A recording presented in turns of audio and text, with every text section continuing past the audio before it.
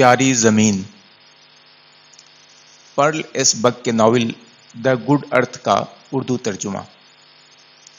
7واں حصہ۔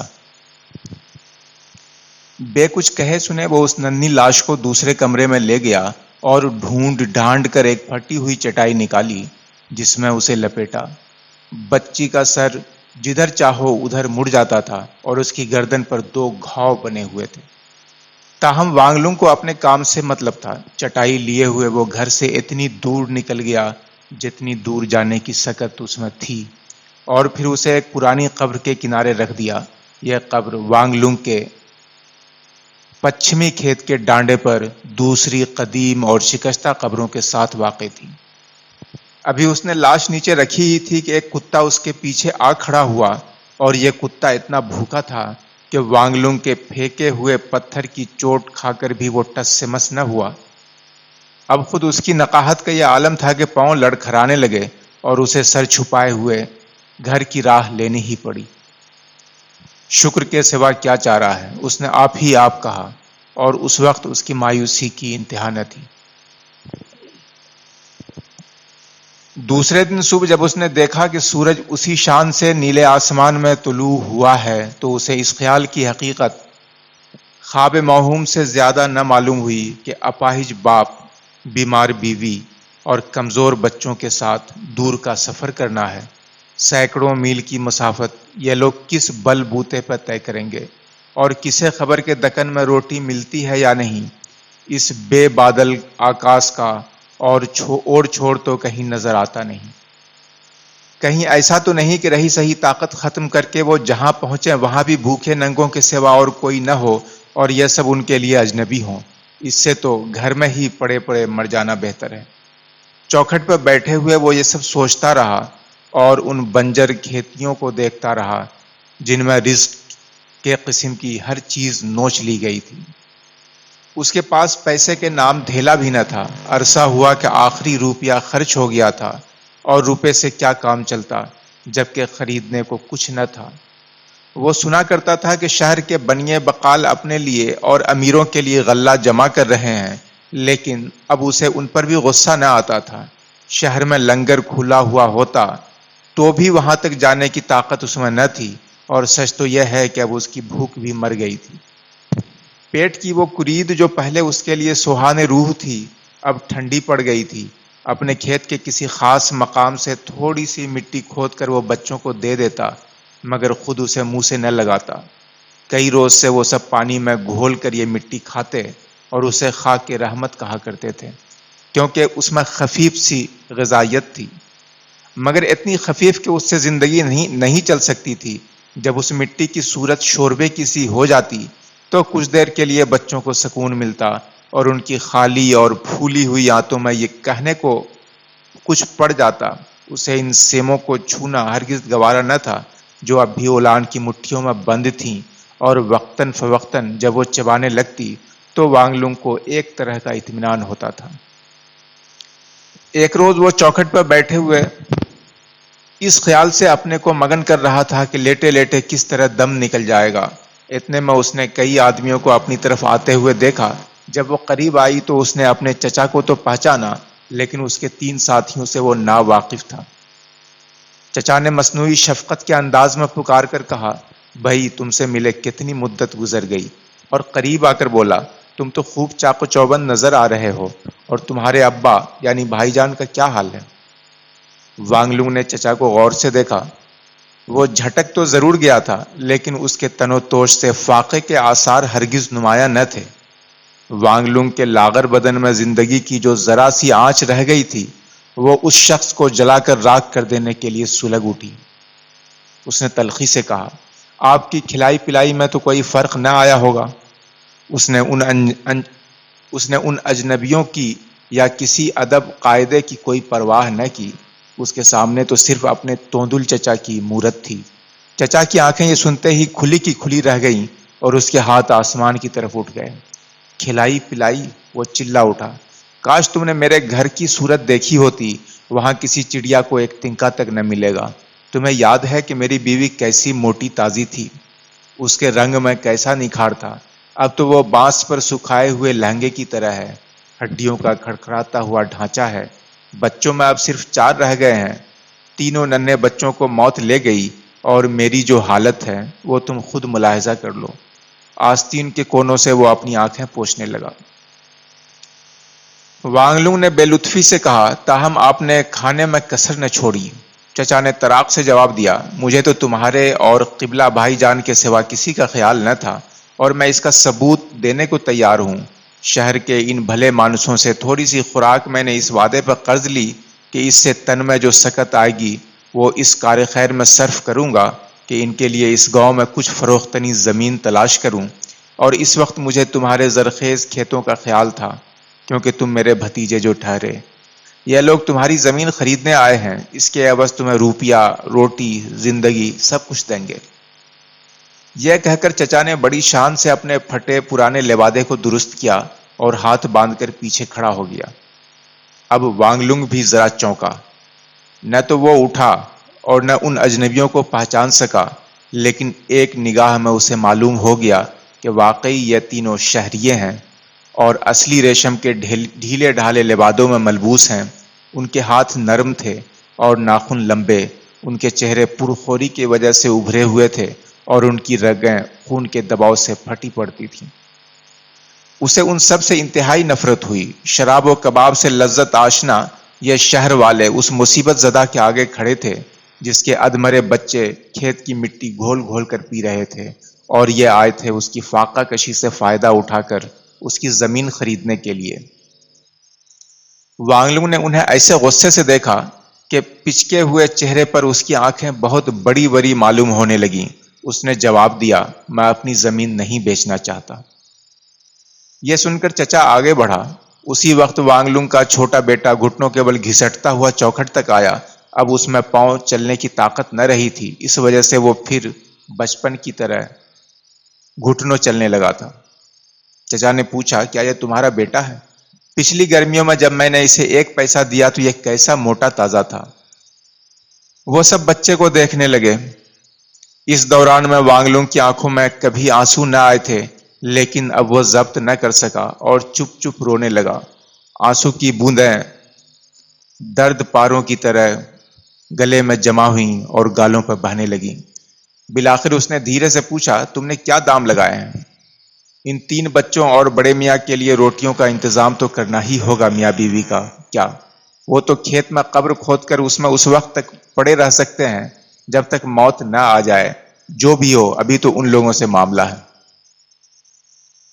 یہ سن کر ایک اجنبی نے جس کی ایک آنکھ کانی تھی اور چہرے ہی میں دفن تھی نہایت چکنی چپڑی آواز میں کہا میاں اس بھوکے بچے کے نام پر ہم تمہیں دوسروں سے زیادہ بہتر قیمت دیں گے. ہم تمہیں ایک لمحہ رک کر اور پھر روکھے پن سے ہم تمہیں 1 ایکڑ کے لیے 100 ایکنیاں دیں گے. وانگ لونگ نے تلخ سا قہقہہ لگایا. خوب، یہ کہیے کہ آپ یہ زمین خیرات میں لینے آئے ہیں. میں نے 20 گنا زیادہ قیمت دے کر اسے خریدا تھا. دوسرے شہری نے جواب دیا لیکن تم نے کسی فاقہ زدہ کو اتنے دام نہ دیے ہوں گے. یہ شخص تھا تو مختصر اور اس کی ناک اونچی نکیلی تھی، لیکن آواز اتنی زوردار اور درست کہ سن کر حیرت ہوتی تھی. وانگ لونگ ان تینوں کو گھورنے لگا. ان تینوں کو اپنی کامیابی پر کیسا اعتماد تھا. سچ ہے کہ اپنے بھوکے بچوں اور بوڑھے باپ کے لیے کسی سے کیا بعید ہے. خود سپردگی کے جذبے نے اس کے سینے میں ایسے شدید غصے کی شکل اختیار کر لی جس سے وہ خود اپنی زندگی میں واقف نہ ہوا تھا. وہ ان لوگوں پر یوں جھپٹا جیسے کوئی کتا اپنے دشمن سے لپٹ پڑے. وہ گلا پھاڑ کر چلایا میں ہرگز اپنی زمین نہ بیچوں گا. میں کھیتوں کو کھود کھود کر ان کی مٹی بچوں کو کھلاؤں گا اور اگر وہ مر گئے تو انہیں اسی زمین میں گاڑ دوں گا. میں خود اپنی بیوی اور باپ کے ساتھ اس دھرتی پر مرنے کے لیے تیار ہوں جس نے ہمیں پیدا کیا ہے. وہ زار زار رو رہا تھا اور اس کا غصہ دم بھر میں ہوا کی طرح اڑ گیا اور وہ وہیں کھڑا ہوا آنسو بہانے لگا. مہاجن زیر لب مسکراتے ہوئے وہیں ٹھہرے رہے اور اس کے چچا نے بھی کوئی حرکت نہ کی.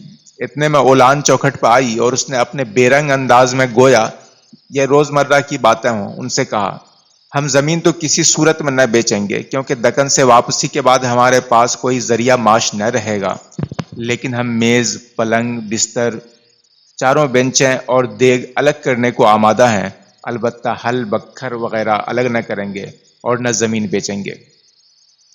اس کی آواز کے استقلال میں وانگ لونگ کے غصے سے زیادہ طاقت نہ تھی۔ چچا نے سٹ پٹا کر پوچھا، کیا تم واقعتاً دکن جا رہے ہو؟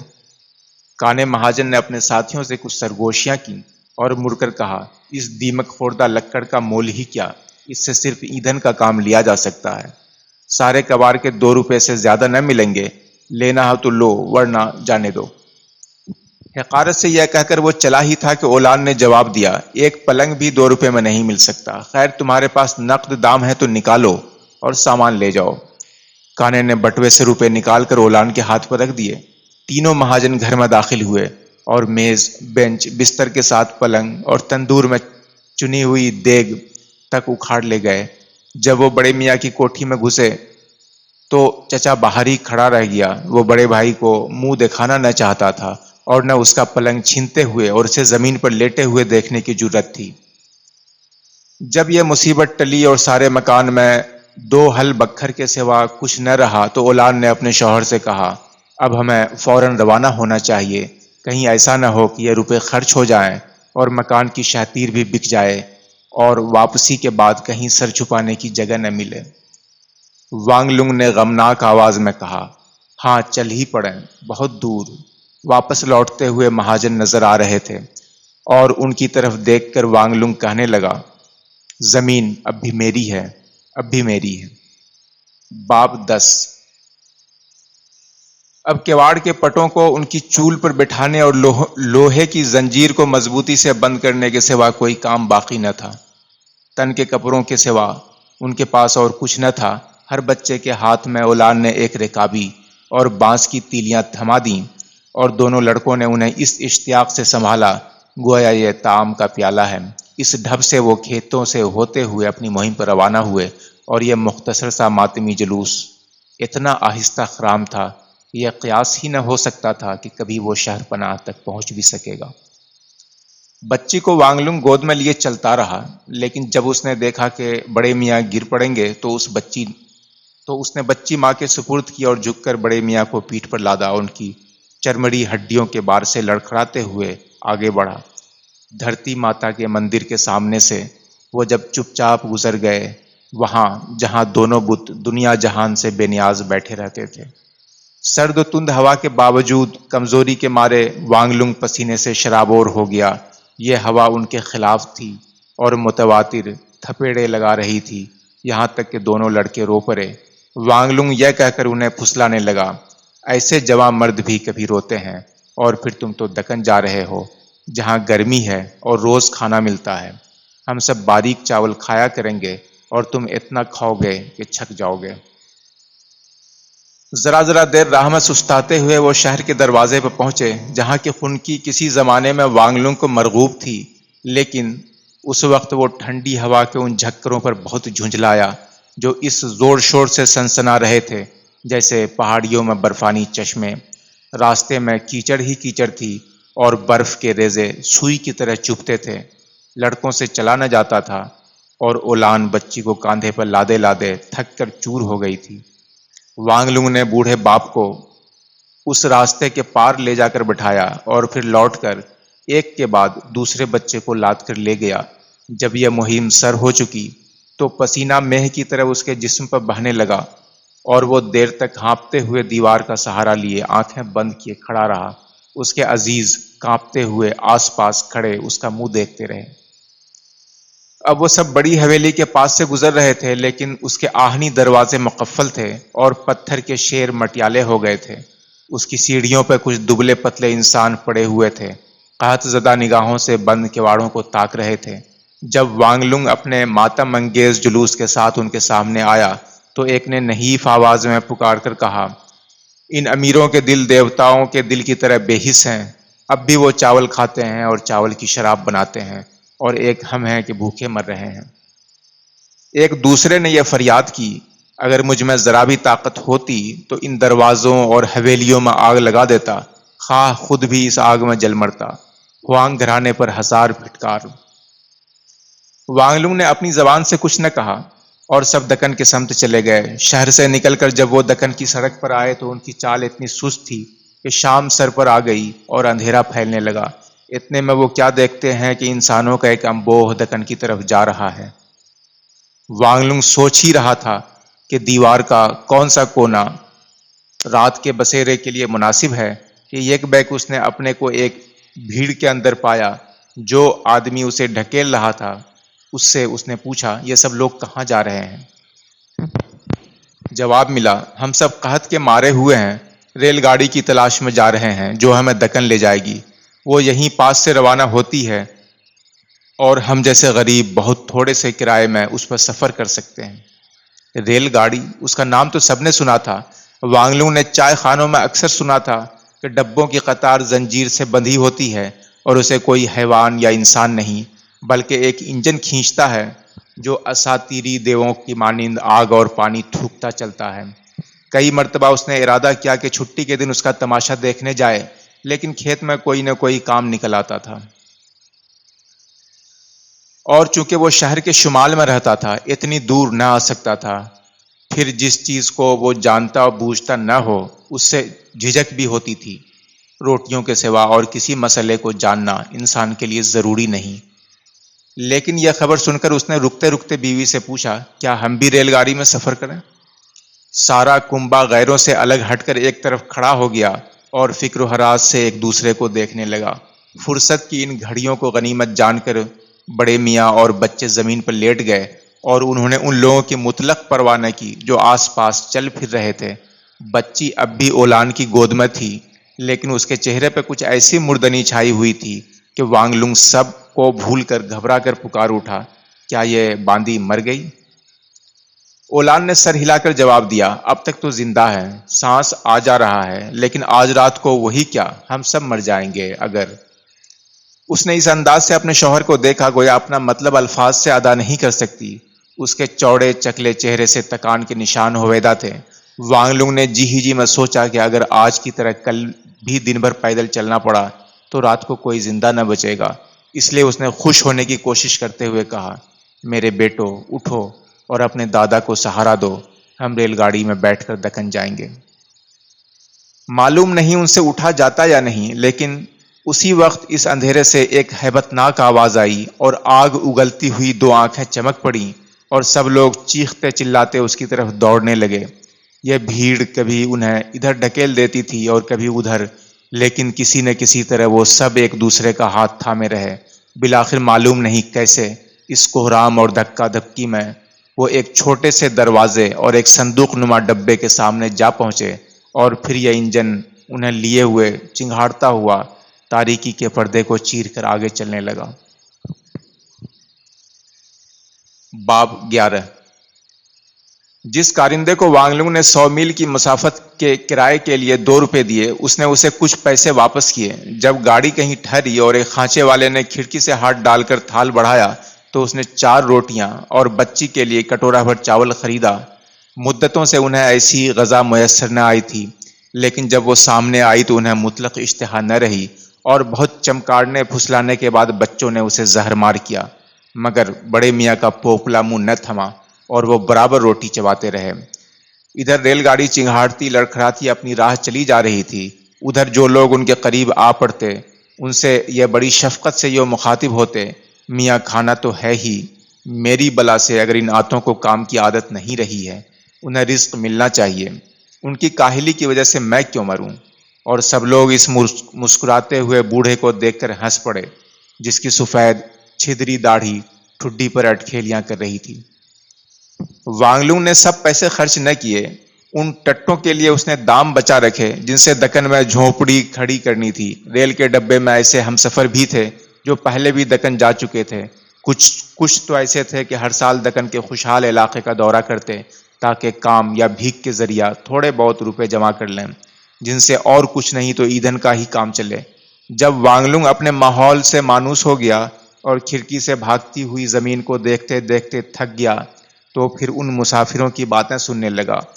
وہ یوں سنا سنا کر باتیں کر رہے تھے جیسے سیانے کم سمجھوں سے کرتے ہیں۔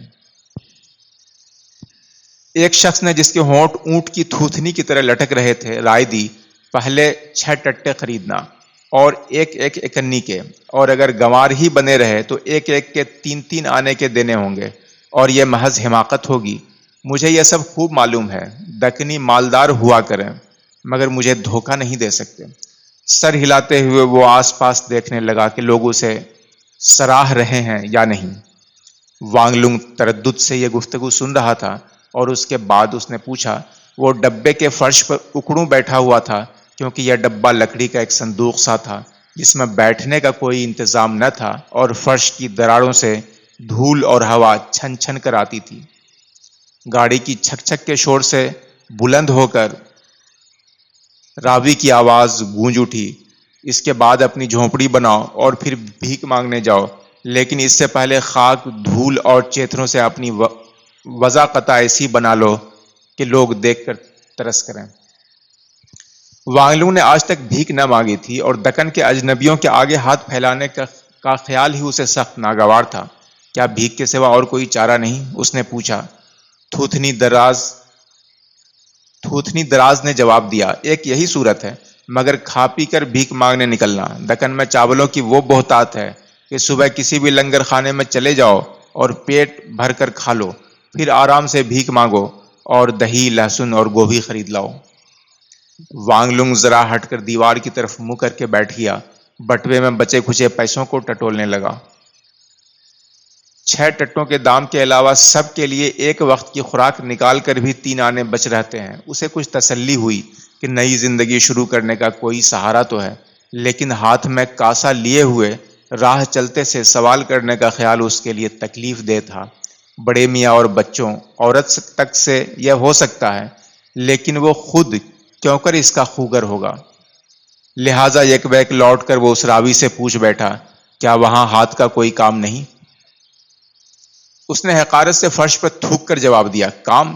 جی، توندل سیٹھوں کو رکشہ پہ کھینچتے رہو، دھوپ میں بھاگے بھاگے پھرو تو لہو پسینہ بن کر بہنے لگتا ہے، اور جب رک جاؤ تو پسینہ برف کی طرح جم جاتا ہے۔ ایسے کام سے بھیک 1000 درجہ بہتر۔ اور اس نے ایک ایسی گالی دی کہ وانگ لونگ کو کچھ پوچھنے کی جرت نہ ہوئی۔ تاہم اس گفتگو سے اسے فائدہ ہی ہوا، کیونکہ جب ریل گاڑی اپنے ٹھکانے پر پہنچ گئی تو وانگ لونگ اپنی اسکیم بنا چکا تھا۔ ایک مکان کے سائے میں سب کو بٹھا کر وہ ٹٹے خریدنے نکلا اور بازار کا راستہ پوچھنے لگا۔ پہلے تو یہاں کی بولی اس کی سمجھ ہی میں نہ آئی، کیونکہ ان دکنیوں کا لہجہ بہت تیز اور درست تھا۔ بار بار پوچھنے پر بھی جب وہ ان کا مطلب نہ سمجھا تو وہ سخت برہم ہوئے، چنانچہ وہ صرف ایسے آدمیوں کو مخاطب کرتا جو چہرے سے مہربان معلوم ہوتے تھے، کیونکہ یہ دکنی بڑے نازک مزاج تھے اور بات بات پر ہتھے سے اکھڑ جاتے تھے۔ شہر کے دوسرے سرے پر چٹائیوں کی دکان تھی۔ اس نے دام یوں گنے گویا ان معاملات کا واقف کار ہے، اور ٹٹے اٹھا کر چلتا بنا۔ جب وہ اس مقام پر پہنچا تو سب اس کا انتظار کر رہے تھے۔ لڑکے اسے دیکھتے ہی خوشی کے مارے چیخ اٹھے، اور اسے محسوس ہوا کہ اس نرالی جگہ میں آ کر ان کے اوسان ہوا ہو گئے ہیں۔ اکیلے بڑے میاں مسرت اور حیرت سے ہر چیز کو ٹکر ٹکر دیکھ رہے تھے، اور انہوں نے وانگ لونگ سے کہا، دیکھتے ہو یہ دکنی کیسے فربا اندام ہیں، اور ان کی کھال کیسی چکنی اور پیلی ہے، مجھے یقین ہے کہ روز سور کھاتے ہیں۔ کوئی راہگیر آنکھ اٹھا کر بھی وانگ لونگ یا اس کے خاندان کو نہ دیکھتا تھا۔ بس پتھر سے پٹی ہوئی سڑک پر لوگ آ جا رہے تھے اور اتنے مصروف اور منہمک تھے کہ فقیروں کی طرف کوئی توجہ نہ کرتے تھے۔ تھوڑی تھوڑی دیر کے بعد خچروں کا کوئی کارواں کھٹ کھٹ کرتا ہوا نکلتا، اور خچر بڑی صفائی سے پتھروں پر کھڑ جماتے چلتے تھے۔ ان کی پیٹھ پر عمارت سازی کے لیے اینٹوں کے چٹے اور غلے کے بورے لدے ہوئے تھے۔ ہر کارواں کے آخری خچر پر سالار قافلہ ایک لمبا سا چابک لیے سوار ہوتا، اور وہ ہا ہو کرتے ہوئے اس چابک کو بڑے زور سے شپشپاتا۔ وانگ لونگ کے پاس سے گزرتے ہوئے ہر ہانکنے والا اسے غرور اور نخوت سے دیکھتا۔ کسی شہزادے کی نگاہوں میں وہ حقارت نہ ہوگی جو ان خچر بانوں کی نظروں سے آیا تھی۔ جب وہ سڑک کے کنارے کھڑے ہوئے حیرت زدہ لوگوں کے قریب سے گزرتے تھے، جب خچر بانوں کو وانگ لونگ کے گھرانے کے بھولے پن کا اندازہ ہوا تو انہوں نے جان بوجھ کر ان کے سامنے چابک کو زور سے گھمانا شروع کیا، اور جب اس کے کڑاکے سے یہ لوگ اچھل پڑتے تو خچر بان کھلکھلا کر ہنس پڑتے۔ جب کئی مرتبہ یہی تماشا ہوا تو وانگ لونگ کو طیش آ گیا، اور وہ وہاں سے ہٹ کر جھونپڑے کے لیے جگہ تلاش کرنے لگا۔ اس دیوار کے سائے میں جھونپڑوں کی ایک قطار کھڑی ہوئی تھی، لیکن کوئی نہ جانتا تھا کہ دیوار کے اندر کیا ہے، اور نہ یہ جاننا ممکن تھا۔ یہ آسماں بوس دیوار طویل اور دراز تھی، اور اس کی بنیاد کے پاس چٹائی کی جھونپڑیاں یوں پڑی ہوئی تھیں گویا کتے کے جسم پر مکھیاں۔ دوسری جھونپڑیوں کی دیکھا دیکھی وانگ لونگ بھی اپنے ٹٹوں کو موڑنے توڑنے لگا، لیکن وہ بانس کے بنے ہوئے تھے اور کچھ عجیب لجلجے سے تھے۔ وانگ لونگ ہراساں ہو رہا تھا کہ یک ویک اولان نے کہا، یہ میں کر دوں گی، بچپن میں نے یہ کام سیکھا تھا۔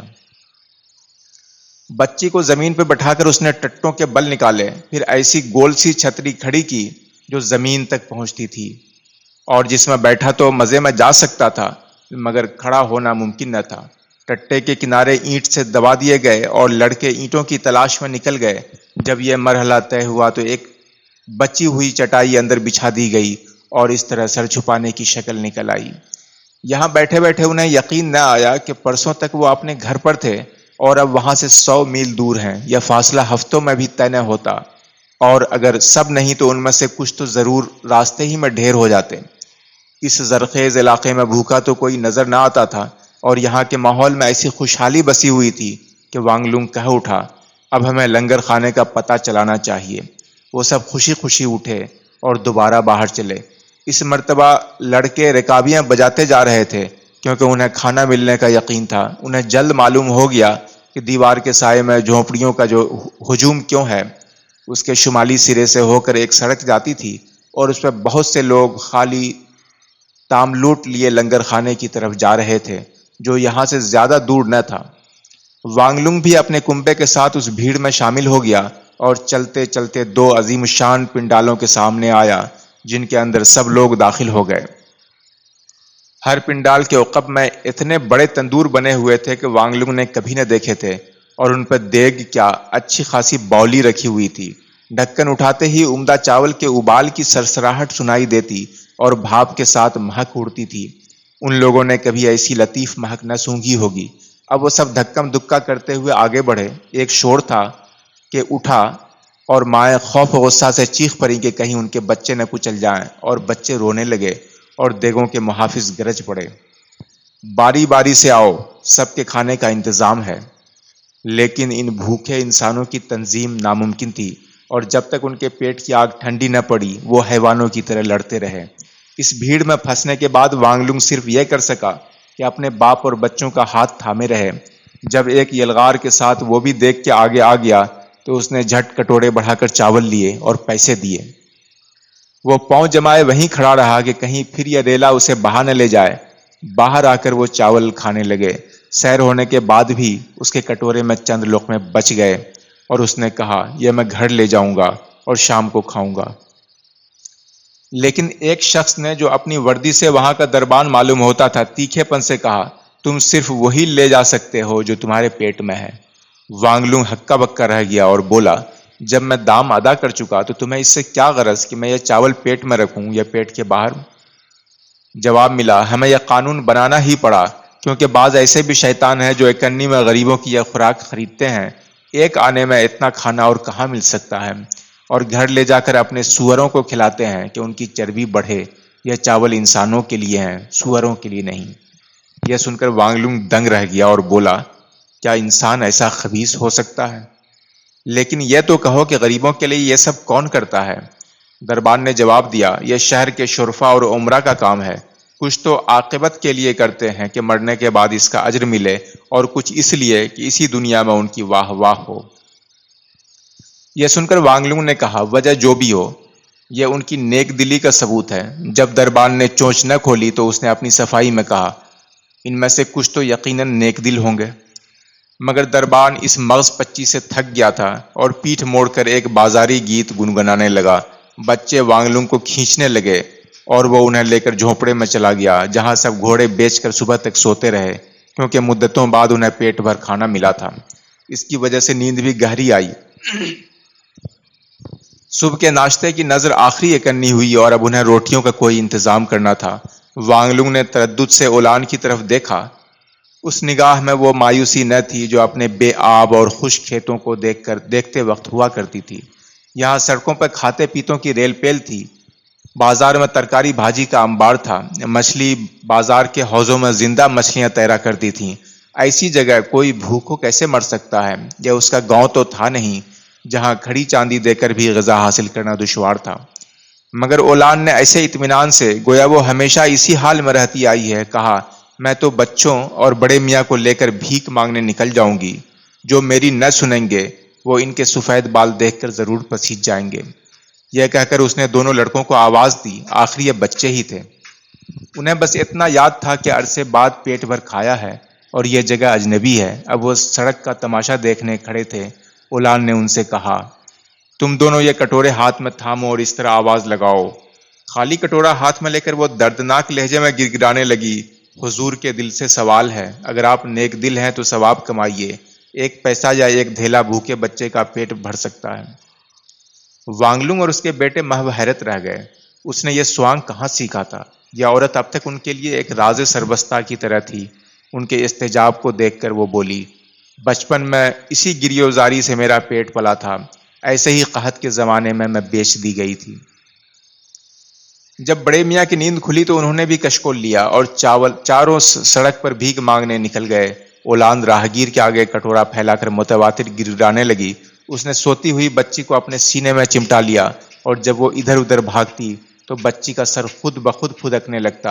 اولان بچی کی طرف اشارہ کر کے بآواز چلاتی، صاحب آپ نے کچھ نہ دیا تو یہ بچی مر جائے گی، ہم پر فاقے گزرے ہیں۔